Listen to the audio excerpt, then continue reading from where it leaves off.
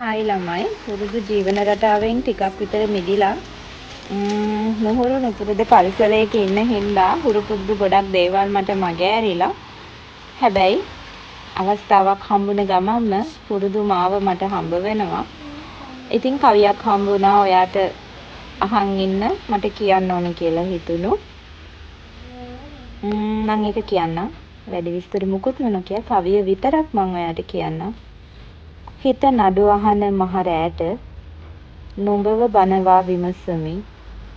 හෘද සාක්ෂිය මා ඉදිරියෙන් යද්දී ඇවිත් නුඹ පසුපසින් තබා නොගෙනම කිසි දුරක් මවා හදිසි අනතුරක් වැරදි මන් තීරුවෙන් මා පසු කර නොනැවතී ඉදිරියට ඇදී වළක්වා ගත නොගෙන අනතුරක් පලා ගිය පසුත් වැරදි කරුද නුඹ නිවැරදි කරුද නෑ වරද මට දෙන්න නොකියාම තිරිංග යෙදූ වරදට මං වරදකරු වෙමි.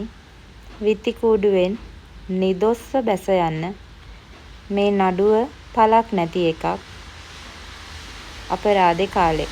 මේ කවිය අයිති නදී කරුණාරත්න කියලා කෙනෙකුට. ඉතින් මූණු පුතේ එහෙට මෙහෙට යනකොට තමයි මේ කවිය මට හම්බ වුණේ. ඉතින් කවි කියන වැඩේ මට අමතක වෙලා නෑ. මං මේ වැඩේට වෙනදා තරමටම කැමති. එහෙනම් ආයමත් වෙලාවක් හම්බුනහම හිතට දැනෙන කවියක් හම්බුනොත් ඔයාට කියන්න මං අරගෙන එන්න. ඔයා මාව අහගෙන ඉන්නවා කියලා මම දන්න හින්දා. එහෙනම් බයි.